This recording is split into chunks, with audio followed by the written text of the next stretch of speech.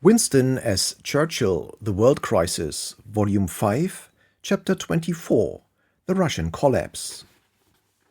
During the afternoon of March 13, 1917, the Russian embassy in London informed us that they were no longer in contact with Petrograd. For some days the capital had been a prey to disorders which it was believed were being effectively suppressed. Now, suddenly, for a space, there was a silence. Volumes have been written upon the causes and consequences of this silence. For us it draws the curtain upon the tale. The Allies, startled and disappointed by the German recovery at the end of 1916, had planned in closer concert than ever before what they hoped would be the decisive operations of the coming year. Each and all of the Allies were to attack at the selected moments upon all their fronts: French, British, Russian, Italian, Romanian, Salonican. The prospects were good. The Allies now disposed of a superiority of nearly 5-2, and the factories of the whole world outside enemy territory were pouring munitions and implements of war to them across the seas and oceans. Russia, from whose fathomless manpower so much was still hoped, was for the first time since the opening battles to be properly equipped. The double broad-gauge railway to the never ice-bound port of Murmansk on the White Sea was now at last completed. The labors, the sufferings and dying gasps of thousands of prisoners of war intermingled with criminals and Chinese, toiling for months in perpetual night, had built these 1,600 miles of line across the frozen plains and marshes. And Russia was now for the first time in permanent contact with her allies. Nearly 200 new battalions had been added to her forces, and behind the armies large deposits of all kinds of shell had been amassed. There seemed to be no military reason why the year 1917 should not witness the final triumph of the Allies, and bring to Russia the reward which she had sought through infinite agonies. Now suddenly there was this silence. The great power with whom we had been in such intimate comradeship, without whom all plans were meaningless, was stricken dumb. With Russian effective aid, all the Allied fronts could attack together. Without that aid, it might well be that the war was lost. It was therefore with strained attention that we watched for the reopening of the telegraph lines to Petrograd. Many streams had flowed together to bring the deluge. The Russian Revolution was begun by social, military, and political forces which within a week were left aghast behind it. In its opening paroxysm, all conscious Russia participated. It was primarily a patriotic revolt against the misfortunes and mismanagement of the war.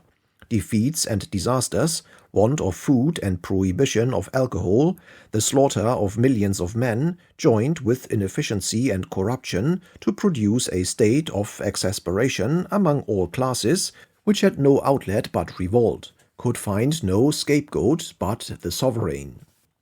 For a year past, the Tsar and his wife had been the objects of growing universal resentment. The fond, obstinate husband and father, the absolute monarch, obviously devoid of all the qualities of a national ruler in times of crisis, bore the burden of all the sufferings which the German armies had inflicted on the Russian state. Behind him the Empress, a still more hated figure, dwelt in her tiny circle, listening only to her cronies. Her lady companion, Madame Virobova, her spiritual adviser, the sensual mystic Rasputin, and presumed thence and on such promptings to sway the whole policy and fortunes of the tormented empire. In vain the imperial family, deeply concerned for their own existence, apart from all other issues, approached their head. In vain the leaders of the Duma and every independent figure in Russia made their protests. In vain the ambassadors of the Allied powers dropped their elaborate hints, or even uttered solemn and formal warnings under the direction of their governments. Nicholas II, distressed, remained immovable. He saw as clearly as they did the increasing peril. He knew of no means by which it could be averted. In his view, nothing but autocracy established through centuries had enabled the Russians to proceed thus far in the teeth of calamity. No people had suffered and sacrificed like the Russians. No state, no nation had ever gone through trials on such a scale and retained its coherent structure. The vast machine creaked and groaned, but it still worked. One more effort and victory would come. To change the system, to open the gate to intruders, to part with any portion of the despotic power, was in the eyes of the Tsar to bring about a total collapse. Therefore, though plunged daily deeper in anxiety and perplexity, he was held alike by all his instincts and his reasoning faculties in a fixed position. He stood like a baited animal, tied to a stake and feebly at bay. It is easy for critics never subjected to such ordeals to recount lost opportunities. They speak lightly of changing the fundamental principles of the Russian state in the stress of the war from absolute monarchy to some British or French parliamentary system. It would be a thankless task to assail convictions so confidently asserted. Nevertheless, the martial and national achievements of Russia in the 3 terrible campaigns this volume has described constitute a prodigy no less astounding than the magnitude of her collapse thereafter. The very rigidity of the system gave it its strength and, once broken, forbade all recovery. The absolute Tsar, in spite of all his lamentable deficiencies, commanded Russia. It can never be proved that a 3/4 Tsar or half Tsar and the rest a parliament could in such a period have commanded anything at all. In fact, once the Tsar was gone, no Russian ever commanded again. It was not until a fearsome set of internationalists and logicians built a subhuman structure upon the ruins of Christian civilization that any form of order or design again emerged. Thus it is by no means certain that the generally accepted view upon the practical steps is right, or that the Tsar, for all his errors and shortcomings, was wrong. After all, he was within an ace of safety and success. Another month, and the accession of the United States to the cause of the Allies would have brought a flood of new energy, encouragement, and moral stimulus to Russian society. The certainty of victory, never again lost, was to dawn like a new sun beyond the wastes of Asia and the Pacific Ocean. Only another month till daybreak.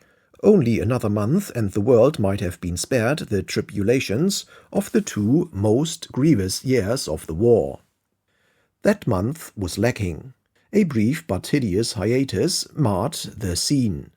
Meanwhile, Nicholas II, casting his eyes now towards the providence he sought to serve, now towards the family group he loved so well, clung chained to his post. All sorts of Russians made the revolution. No sort of Russian reaped its profit.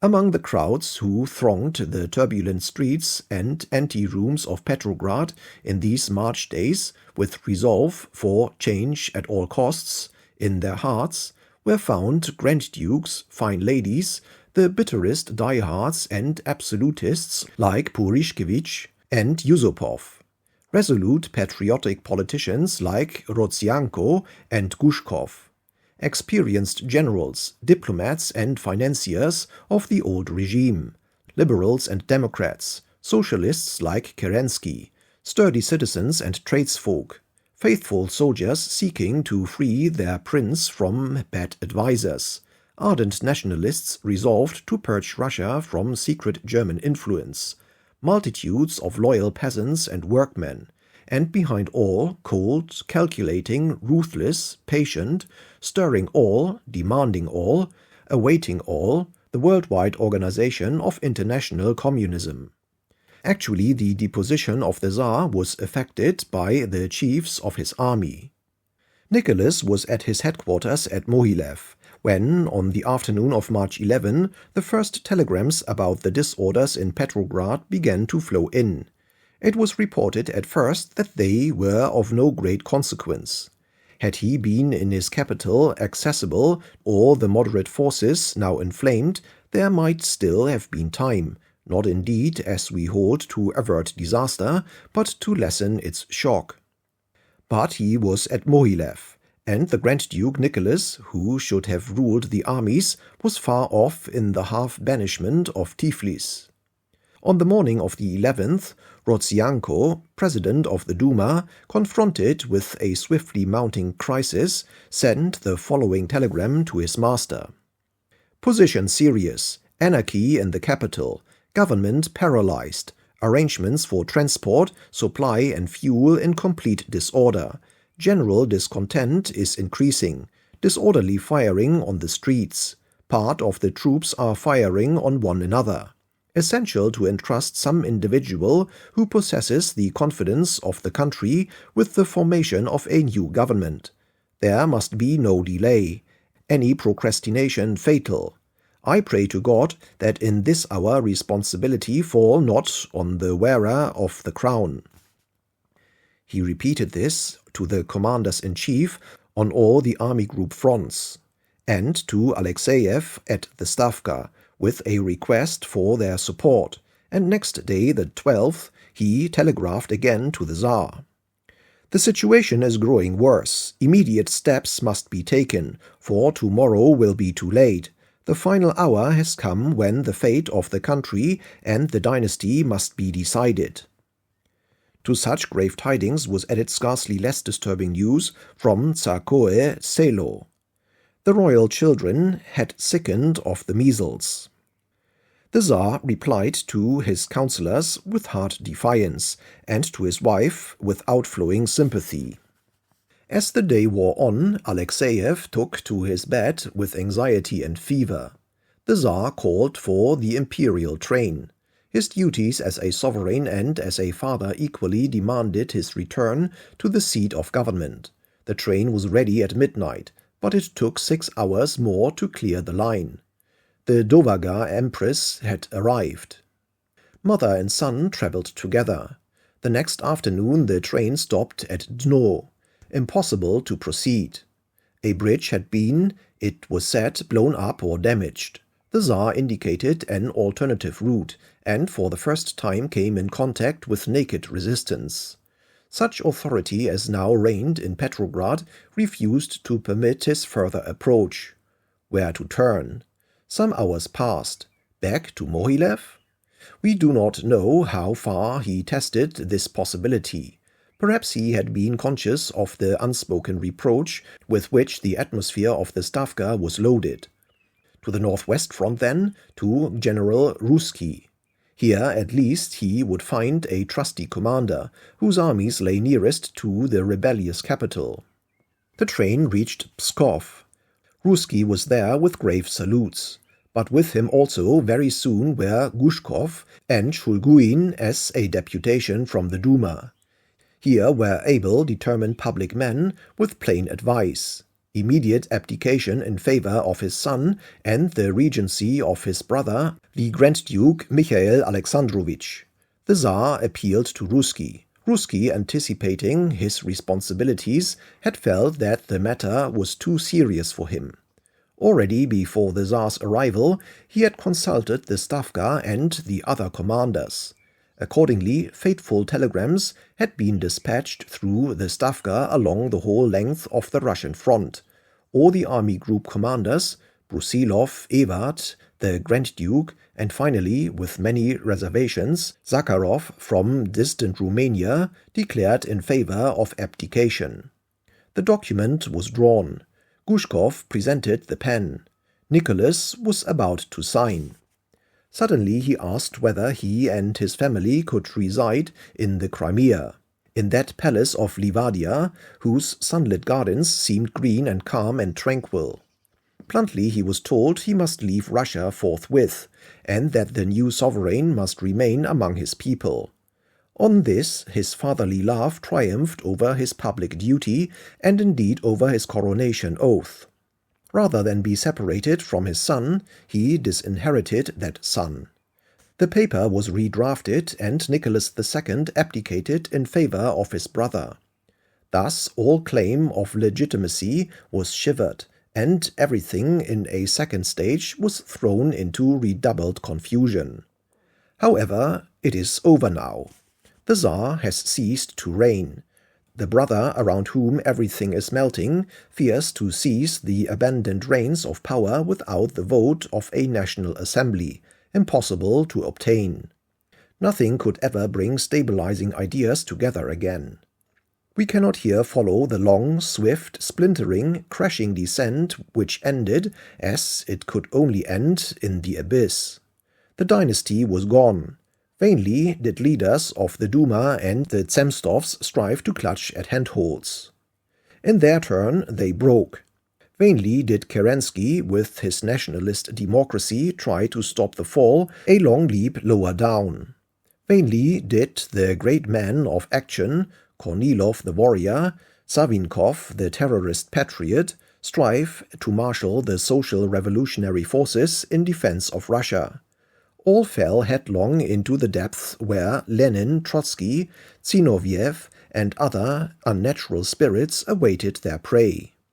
We are here concerned only to notice the ruin of those brave armies which had hitherto guarded the Russian land. On March 15, the Petrograd Soviet issued the fatal historic Order No. 1, which destroyed the discipline of the troops and delivered the Russian army in the full storm of war to the rule of elected committees. Nothing mattered anymore after that.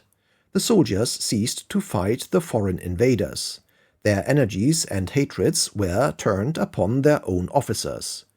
The ignominious tragedies of the Kerensky offensive and the flight from the Riga bridgehead deserve no place in this account. Russia became incapable of offense, of defense, or even of retreat. Peace at any price was the only resource. It needed all Lenin's cold, massive logic to compel even the most extreme of those who had laid Russia low to accept the consequences of their acts. An armistice was arranged in November, and the Treaty of Brest-Litovsk was signed the following March. The uncertainties and obscurity of the Russian situation and memories of their painful surprise at Brusilov's hands held a large but mainly motionless force of Austrian and German troops upon the Russian front until the armistice. Even in October 1917 there were still 80 Teutonic divisions in the east. But in November Austria, with German backing, threw her main strength upon Italy at Caporetto, and at the close of the year Ludendorff requested Hoffmann to arrange the transport of 1,000,000 men, 50 divisions and 5,000 guns, from Russia to the Western Front. The gigantic, heart-shaking battles of 1918, involving the death or mutilation of upwards of 2 million of British, French and German soldiers, followed their appointed course. The Eastern Front was at an end.